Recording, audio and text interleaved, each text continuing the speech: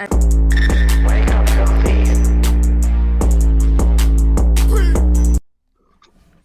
All right, welcome to episode 3 of Take Foul.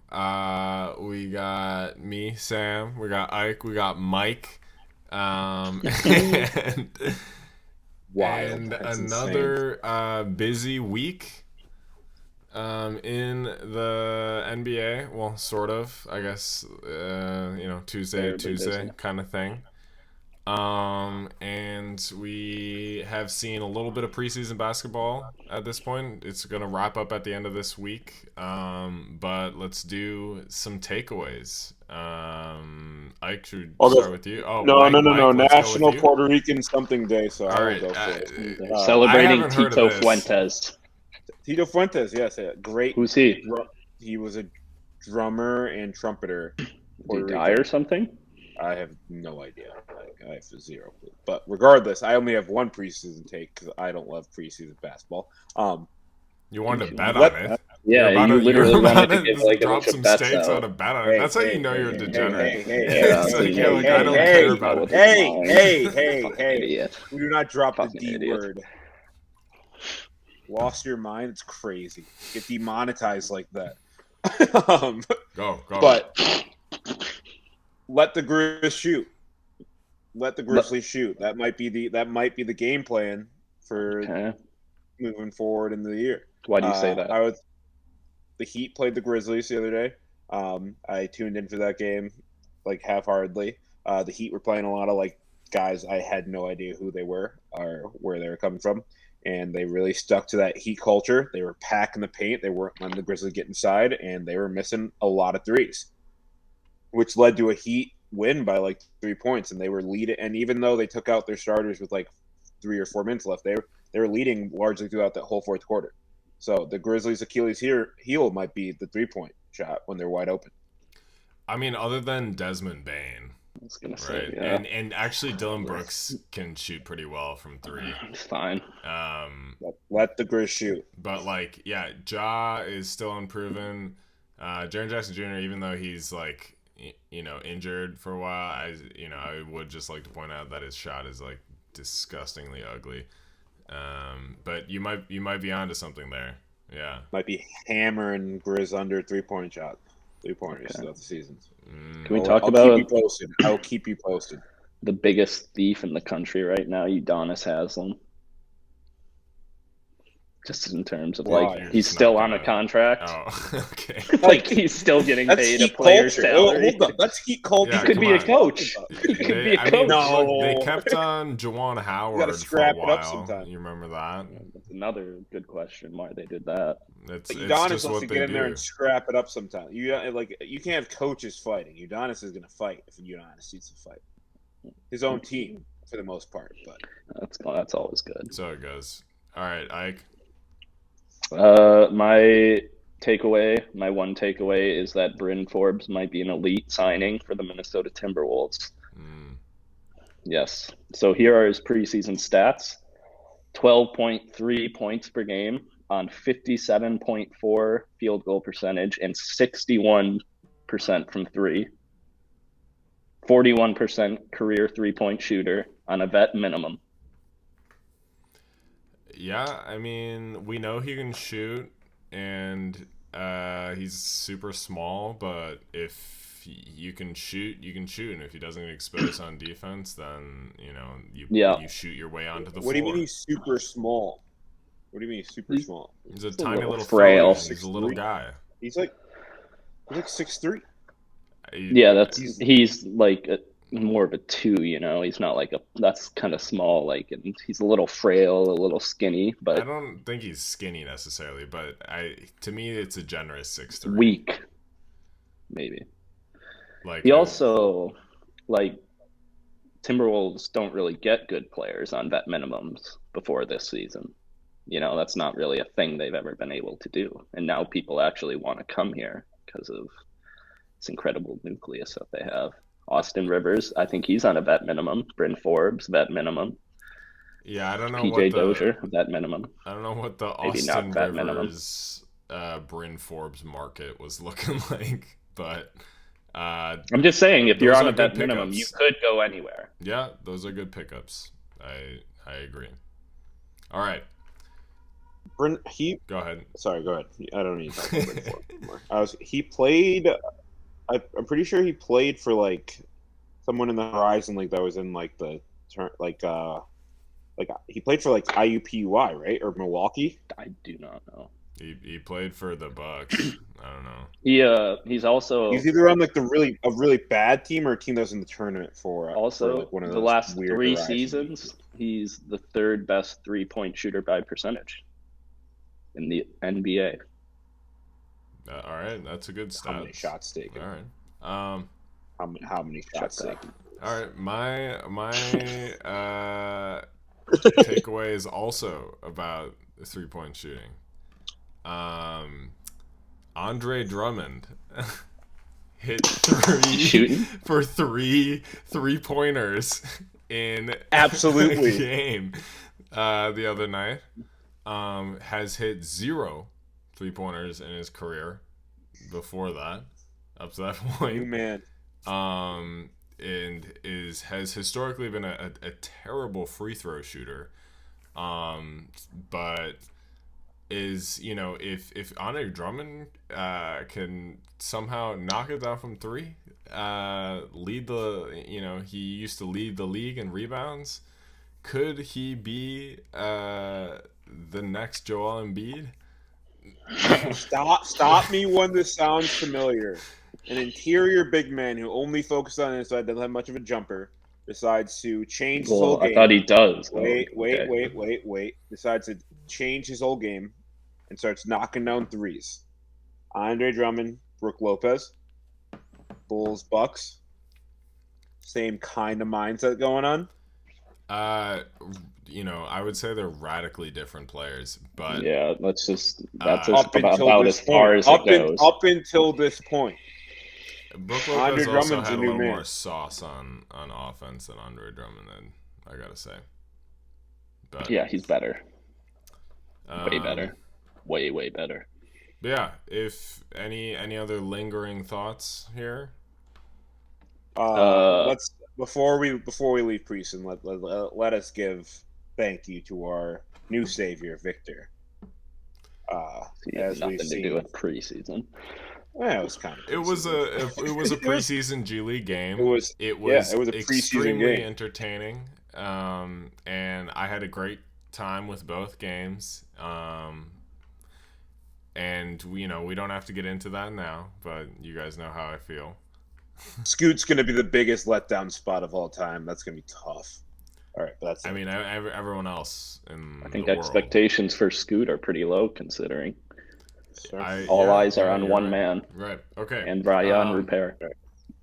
So, I just want to touch briefly on the Jay Crowder rumors from the past few days. There's talks of the Hawks kind of emerging as big suitors. I can't imagine John Collins and Clint Capella have been in talks to be like moved places, for a long. I mean, John Collins for like 5 years at this point, but I can't really imagine them. I think they're just way higher value players than Crowder, so I assume it'd just be like a few picks and like a random player for Crowder, and I can't really see the Suns getting much value back from Atlanta. What do you guys think? Yeah, I don't really understand the huge market, if it is one, for Jay Crowder. Like, he's fine. Like, he averaged 9 points a game, like shot fine from 3. He finds himself in pretty good positions a lot, which I'll give him that. Like, he finds himself in spots where he kind of can. He's a good 4th or 5th option, right? Maybe. But I've always been like what does Jay Crowder really do all that good kind of guy? It's Jay Crowder. Yeah, he's a glue guy. Yeah. Who cares? All right, moving on. Draymond Green, as we know, punched the lights out of Jordan Poole. Jordan Poole looked great. Jordan Poole, was amazing in that game against the Lakers. I want to say last night or something. Still got bitched though. It's crazy. Yeah. Can't get bitched like that. And but then now it seems like there's talks of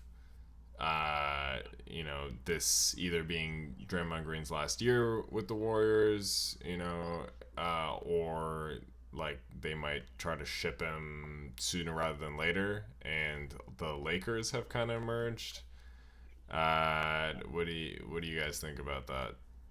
I mean, I kind of agree with like the stuff that people are saying. I know you might not have saying, but like with the stuff saying that he is kind of looking for a way out, or that he is like on his way out, because I do think he's trying to kind of draw his line in the sand, especially with like the contract stuff earlier in the year, and now punching Jordan Poole over practice. I know people like all these guys are saying, "Oh, this happens so often," so yada yada yada. But like that's not something you do to your teammates. That's crazy behavior. Like that is insane. Like you're like what year are we living in which Zari just punched somebody in the fucking face like that? I don't care that he pushed him first. That was a sucker punch. Like get out of here. You press up on someone, they push you away, and you swing on them. That's still a sucker punch. Go fuck yourselves. Draymond, I think, is trying to make a weird like power stance beyond everything else in order to try to, I don't know if it's like leverage or what, or try to like see where lines are drawn. But I think Draymond's just kind of in way over his head on everything he's doing right now. Yeah, he seems insecure because Jordan Poole has definitely surpassed him in terms of like value to the Warriors. And like, yeah, I think he has like a player option for next year for like $28 million, which you'd have to assume he would take, because like if he wants to play for a good team, like they aren't going to pay him $28 million like out of free agency. Who would pay him that much money though? Like out of even like a bad team, like what is he going to really? A bad team, it wouldn't make sense for, but like they could in theory. But like good team? Yeah, it seems like if the Warriors let Draymond Green hit free agency, like I kind of assume they would just be able to get him back on like just less money. I don't really know. I think and for a rude awakening, I feel like coming up. Well, I mean, he keeps talking though, like he keeps saying like I'm gonna get paid. Like his whole narrative is like I deserve to be paid and I'm gonna get paid. And I don't know how he thinks that's gonna happen. From somebody. Money's coming somewhere. Yeah. I mean he $28 million for him next year. Like he should definitely take that and just kind of see what the Warriors do with him. Yeah. I mean the Lakers is also a weird fit. Just because the Lakers don't seem to give a fuck about fit anymore. Like there's already spacing problems.